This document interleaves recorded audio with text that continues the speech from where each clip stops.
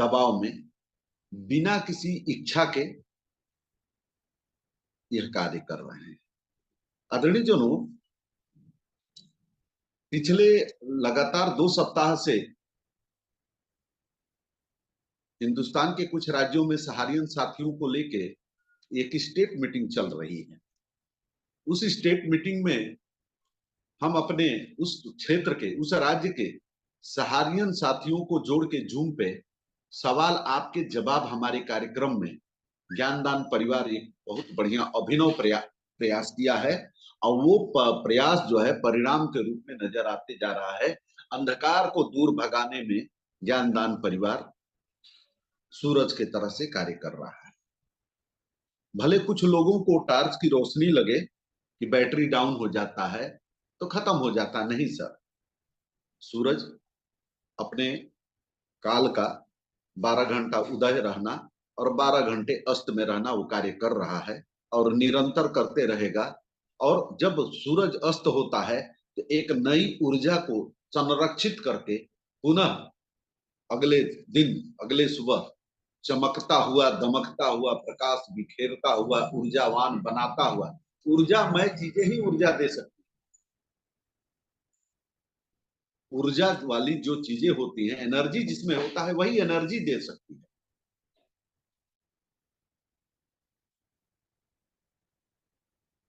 दोस्तों, मैं जो समझ रहा हूं कि इस पृथ्वी पर जितने भी तरह के ब्रह्मांड में जीव जंतु बनाए गए, उसमें कुछ ऐसे जलचर और जो पृथ्वी पर पानी में रहने वाले जीव जंतु हैं, सब में कुछ ना कुछ विष जहर होता ही। सबसे पहले ये समझ लेते हैं, सबसे जो जीव जंतु जिनसे हम लोग भय करते हैं, सांप बिच्छू। बिच्छू में तो उसके डंक में, मतलब उसके पिछले हिस्से में, पूंछ में एक डंक होता है, वो डंक मारता है तो हम घायल होते हैं। और कभी कभी वो इतना जहरीला होता है कि मृत्यु के काल के गाल में भी पहुंचा देता है। मधुमक्खी, ये भी एक छोटा सा कीट है, पतंग है, इसके अंदर भी विष भरा रहता है। जानलेवा जो जंतु होते हैं, वो अपने मुंह से ज्यादा विष देते हैं, मुंह के द्वारा काटने से। और एक सांप और ऐसा भी है जो थूकता है, तो अगर जो उसकी थूक जो है, उसका विष जो है, थूकने का मतलब वो थूकता है तो विष निकलता है। अगर आंख में पड़ जाए तो आदमी अंधा हो जाता है, और जब अंधा हो जाएगा तो भी मरेगा, क्योंकि निर्जन स्थान पर अगर पड़ा है और वो थूकने वाला सांप जो है थूक दिया, आंख में पड़ गया और उसका विष का असर शरीर के नर्वस सिस्टम में जाएगा तो धीरे धीरे डैमेज होकर मरेगा ही। एक जीव और है, ये जीव जो है काटता नहीं है, ना ही थूकता है और ना ही डंक मारता है, लेकिन बहुत ही घातक विषैला है, बहुत घातक है। और इसके पास जो विष है, इस विष का एंटीवेनम नहीं बना है। अभी तक जितने भी जीव जंतु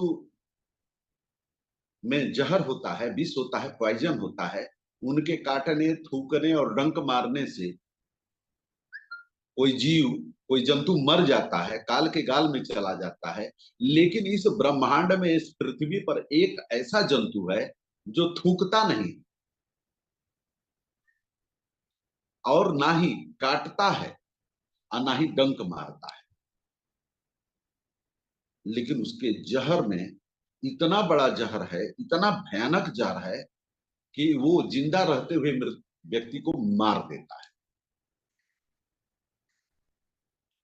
और सबसे बड़ा असर उसका जहर मनुष्य के ऊपर पड़ता है और कोई जंतु के ऊपर नहीं पड़ता है, क्योंकि वो न मारता है, न पीटता है, न काटता है, न थूकता है, न डंक मारता है। वो जीव, वो जंतु मनुष्य है। आज भी मैं ये सोचता हूं कि जब आप इतना मन में, क्योंकि उस व्यक्ति के, जो मनुष्य होता है, उसमें ऐसा जहर है उसके मन मस्तिष्क में कि ऐसी ऐसी बातें रखता है, क्योंकि वो न काटता तो है नहीं, ऐसे ऐसे थॉट्स रख देता है, ऐसे ऐसे समाज में बातों को फैलाता है। मैं कहता हूं बार बार ऐसे लोगों से, विशेषकर जो हमारे कम्युनिटी से जुड़े हुए हैं, कि क्यों जहर रख रहे हैं? आपको तो जहर रखने के लिए प्रभु ने बनाया ही नहीं। प्रभु ने आपको जहर अपने अंदर रखने के लिए नहीं, कोई जगह ही नहीं बनाया है। फिर आप जहर इतना क्यों रख रहे हैं? क्या इस सृष्टि की सबसे सुंदर, इस सृष्टि के सबसे सुंदर चीज मनुष्य को बनाया है ईश्वर ने, क्या आप उसके लिए कुछ अच्छा काम नहीं कर सकते हैं? क्यों बीज के बीज बो रहे हैं? बीज के बीज क्यों बो रहे हैं? जहर की खेती क्यों कर रहे हैं अपने विचारों से? ये सबको त्यागिए, क्योंकि आपको भगवान ने बनाया है बीज धारक के रूप में नहीं, सृष्टि के सुधारक के रूप में। अगर हमारे समाज में कुछ कुरीतियां हैं, कुछ कमियां हैं, कुछ खराबी है, उसको दूर करने के लिए अक्सर जो है हमारे समाज में, विशेषकर मैं सहारियन समाज की ही बात करूंगा, इस कम्युनिटी में ऐसे ऐसे बहुत सारे वरिष्ठ साथी हैं जो अर्थ का अनर्थ निकालते हैं। हर अर्थ का अनर्थ है उनके पास,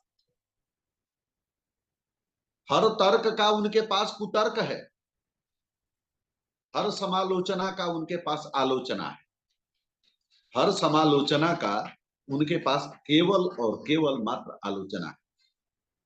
तो लगातार 2 सप्ताह की मीटिंग में मैं एक शब्द को ज्यादा प्रयोग कर रहा हूं, एक बार और आपके सामने जरूर रखने का निवेदन करूंगा, और मैं कहूंगा कि थोड़ा सा इसको ध्यान से सुनिएगा।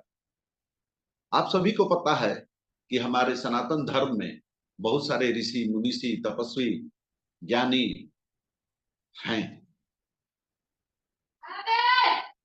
उसमें एक ऋषि जो है, जो हमेशा उनके पास वो सबसे ज्यादा क्रोध रहता,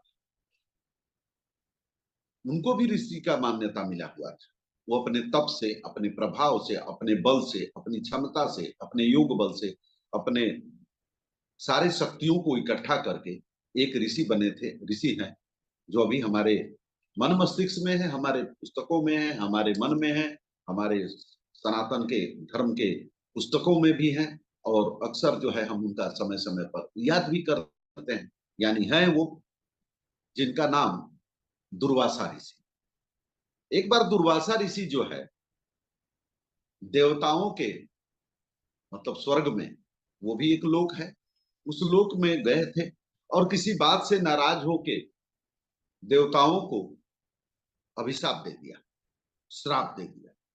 और जब देवताओं को सामूहिक रूप से श्राप दे दिए, तो स्वर्ग में, स्वर्ग का जो ऐश्वर्य था, जो वैभव था, सुविधाएं थी, चकाचौंध था, वो सब धन दौलत सब कुछ, वैभव सब खत्म हो गया उनके एक श्राप से। सभी देवता परेशान होके, हैरान होके अपने समस्या का समाधान के लिए श्री हरि के चरणों में पहुंच गए, मैंने भगवान विष्णु के पास गए, और अपनी वेदना को, अपनी कथा को और अपनी व्यथा को श्री हरि से व्याख्यान किए, और प्रार्थना किए कि प्रभु अब क्या किया जाएगा। तो भगवान विष्णु ने उन्हें कहा, आप लोग मिलके असुरों के साथ, माने राक्षस जिनको बोलते हैं, देखिए राक्षस का मतलब हम लोग सोचते हैं कि राक्षस के बड़े बड़े दांत होंगे, बहुत बड़ा बड़ा शरीर होगा, उनके हाथ पैर बहुत लंबे लंबे होंगे, सिर बहुत बड़ा होगा, और उनके सर पे 2 सिंग होगा, और उनके हाथ में खतरनाक से खतरनाक अस्त्र शस्त्र होंगे। उन्हीं को हम लोग राक्षस समझते थे, और अक्सर अभी भी राक्षस का मतलब वही होता है। लेकिन मैं नहीं समझता, राक्षस और देवता दोनों में अंतर नहीं था, केवल अंतर क्या था? विचारों में। वो अपने विचार से राक्षसी प्रवृत्ति थी, उनकी प्रवृत्ति थी राक्षसों की, न कि उनका बाहरी जो स्ट्रक्चर था, जो बॉडी स्ट्रक्चर था, इसमें कोई ऐसा माने बेढब और डरावना कुछ नहीं था।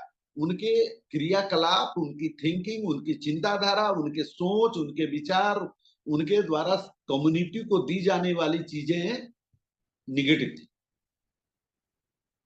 उनको राक्षस बोला गया। बोले ना कि हर तर्क के पीछे कुतर्क होता है, हर समालोचना के पीछे केवल मात्र आलोचना हो,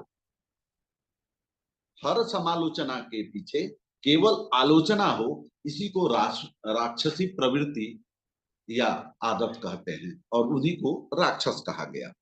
और जो लोग सदविचार के थे, जहां पर आस्था था, यानी आस्था है तो बंद दरवाजे में भी रास्ता है।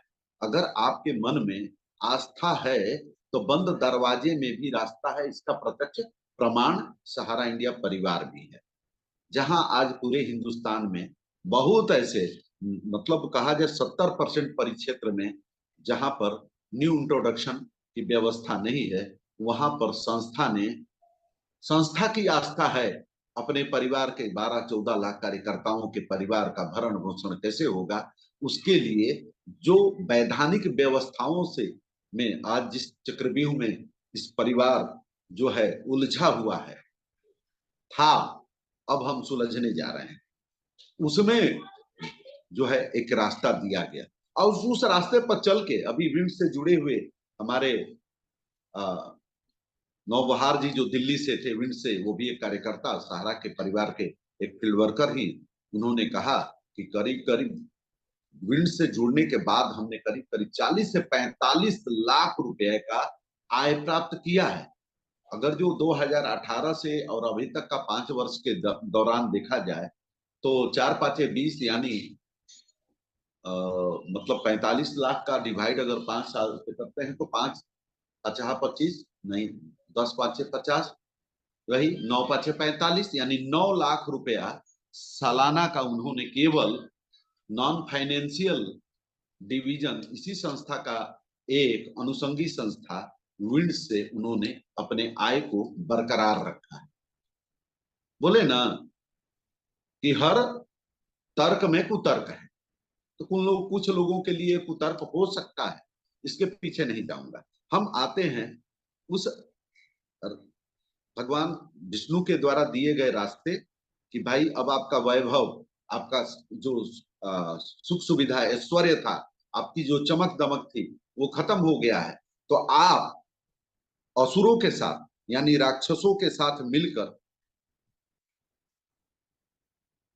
समुद्र मंथन करने का काम करना होगा। एक उपाय बताया गया। उन्होंने कहा कि समुद्र मंथन करने से अमृत निकलेगा और जिसे ग्रहण करके तुम अमर हो जाओगे और ये तुम्हारे जीवन में जितनी सुख सुविधाएं, वैभव, ऐश्वर्य था, वो वापस आ जाएगा। तो समुद्र मंथन का मतलब अगर जो देखा जाए तो वो सत्य था कि समुद्र को मथा जाएगा, फिर उसमें से कुछ निकलेगा, तो सारी चीजें धीरे धीरे उसमें से समुद्र मंथन होगा तो केवल अमृत तो निकलेगा नहीं, और भी कुछ निकलेगा। आप लोग पढ़े भी होंगे। आध्यात्मिक रूप से देखा जाए तो समुद्र का अर्थ है शरीर। मैं बोला थोड़ी देर पहले कि इस पृथ्वी पर, इस ब्रह्मांड में जितने भी जीव जंतु भगवान ने, प्रभु ने बनाया है, उसमें सबसे अहम रोल, किरदार दिया है मनुष्य को।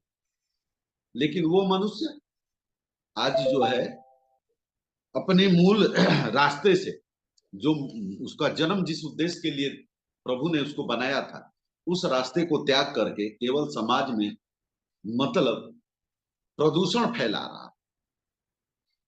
अब प्रदूषण कैसे फैलाएगा, वो तो धुआं छोड़ता नहीं है, तो अपने विचारों से वो प्रदूषण फैला रहा है। जहां है केवल वो प्रदूषण फैलाने का ही काम करके वो संतुष्ट हो रहा है। उसके अंदर आसुरी शक्तियां इतनी प्रबल हो गई हैं कि वो केवल अर्थ में अनर्थ कर रहा है, अर्थ को अनर्थ बता रहा है। तो आध्यात्मिक रूप से देखा जाए तो समुद्र का अर्थ है शरीर। हम लोग का पूरा स्ट्रक्चर जो है ये समुद्र है, और मंथन से अर्थ निकलता है। मंथन से अर्थ निकलता है अमृत और विष। जब मंथन से अर्थ निकलता है अमृत और विष, यानी हमारा निगेटिव विचार और पॉजिटिव सोच।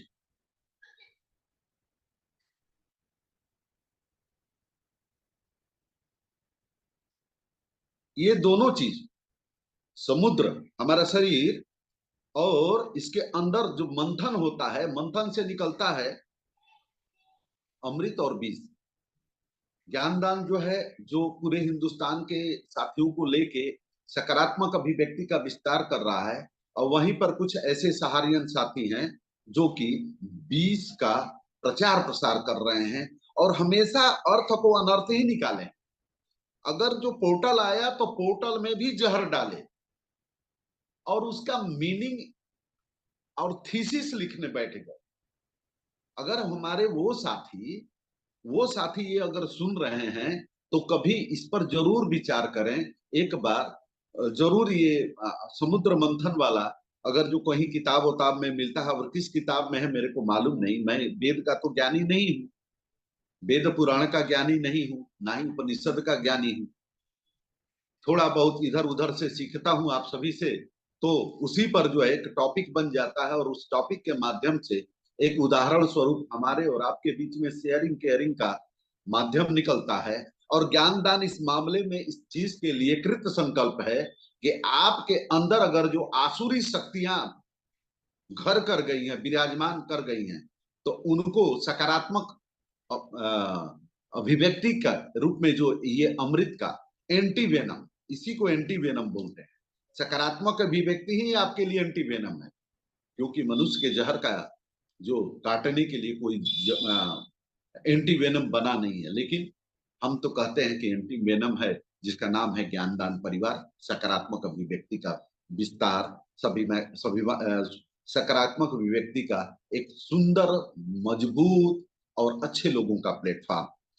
तो ऐसे जो आसुरी शक्तियां हैं जिनके मन में इस तरह का भाव है, वो अभी भी समय है, आप लोग थोड़ा सा अपने आप में अपने विष को कम कीजिए, क्योंकि ऊपर वाले ने आपको विष जहर को अपने अंदर रखने के लिए नहीं दिया था, बल्कि समाज में फैली हुई बुराइयां, कमी या किसी को सहयोग देना, संपर्क करना, संवाद करना, ये काम हमको दिया था भगवान ने, न कि विष का खेती करने का, जहर का खेती करने का। तो मंथन से अमृत और विष दोनों निकलते हैं। इस कहानी के किरदार हमारे जीवन से मेल खाते हैं। इस कहानी के किरदार, एक्टर हमारे जीवन से ही मेल खाते हैं। जैसे देवता सकारात्मक सोच और समझ को दर्शाते हैं। जैसे देवता माने बच्चे, अच्छे अच्छे लोग जैसे सकारात्मक सोच और समझ को दर्शाते हैं, वहीं पर असुर नकारात्मक सोच एवं बुराइयों के प्रतीक है। समुद्र मंथन से सबसे पहले अगर जो समुद्र मंथन हुआ था तो उसमें 14 रत्न निकला था दोस्तों। कुछ उसमें पदार्थ था, उसमें जीव थे, और कुछ उसमें लिक्विड फॉर्म में भी निकला था। तो 14वां फॉर्म जो था, 14 जब समुद्र मंथन हुआ उसमें 14 रत्न निकलने थे, तो 14वां रत्न अमृत था। लेकिन उसमें पहला रत्न जहर था। जहर को किसी ने स्वीकार नहीं किया। आज बहुत सारे लोग छोड़ के चले गए। बहुत सारे लोग जो है जहर को अपन उनके हिस्से में आना चाहिए था थोड़ा थोड़ा, माने संकट को थोड़ा थोड़ा सहने की बात थी, समस्याओं को थोड़ा थोड़ा सहने की बात थी, तो उन्होंने उस संकट को बाईपास कर दिया। यानी सर पे बोझ ना आए, समस्या मेरे को नहीं उसके आए, कार्यकर्ता वो काम किया है वो समझे, मैंने फील्ड वर्कर व्यवसाय किया है वो उसकी लाइबिलिटी डिस्चार्ज करे, मैंने अपनी टोपी दूसरे के ऊपर डाल देना। लेकिन लेकिन आज के डेट में देखा जाए, मतलब 23 मई 2020 से, सॉरी, जब ज्ञानदान परिवार का स्थापना हुआ उस समय से लेके हम लोग जो है, ये जो 14 रत्न में से पहला रत्न जहर निकला, उसको पीने का काम ज्ञानदान कर रहा है। भगवान शंकर जो है उस पहला जो रत्न निकला जो लिक्विड फॉर्म में था उनको उन्होंने ग्रहण किया। प्रवृत्ति के लोग थे और जितने मतलब देवता थे उसमें किसी ने भी उसमें उसको नहीं ग्रहण किया। लेकिन दूसरा चीज उसमें निकली थी कामधेनु गाय, उसको किसी न किसी ने लिया, लेकिन पहला किसी ने नहीं लिया। लेकिन अंतिमवा 14वां जो रत्न निकला अमृत, जिसके पाने के लिए तो एक से एक अभिनय होने लगा। मेरा कहने का मतलब यह है कि यह जो 14 साल का सहारा इंडिया परिवार का वनवास का कार्यकाल गुजरने जा रहा है, खत्म होने जा रहा है, समाप्ति के ऊपर में है। वो समाप्ति के जब आएगा और हम तो, समय तो आ ही गया है, अब कुछ समय की बात है। अब तो देखिएगा ये आसुरी प्रवृत्ति वाले लोग कैसे कहेंगे कि नहीं सर, मैंने तो जान लड़ा दी, अपने कार्यकर्ता का हाथ और साथ दोनों निभाया, शेयरिंग केयरिंग किया सर, मैं अपना ये कर दिया, मैं अपना वो कर दिया। लेकिन पता चलता है कि उनका जो है केवल काम बचा था और बचा है और अभी भी है, केवल जहर बोने का, केवल तर्क में कुतर्क लाने का और समस्या को बड़ा से बड़ा दिखाने का। होटल आया तो ये हो गया, ब्रांच में ये हो रहा है, ऊपर के लोग ऐसे कर रहे हैं, हम लोग भूखे मर रहे, ये तमाम तरह केवल नकारात्मक चीजें। तो मैं वैसे लोगों से भी पूछना चाहता हूं कि आप अभी जिंदा कैसे हैं? अगर संस्था ने आपको 5 साल हो गया, 10 साल हो गया बर्बाद ही कर दिया, तो आज आप इसमें इस परिस्थिति में जिंदा कैसे हैं? तो अब जिंदा हैं तो भाई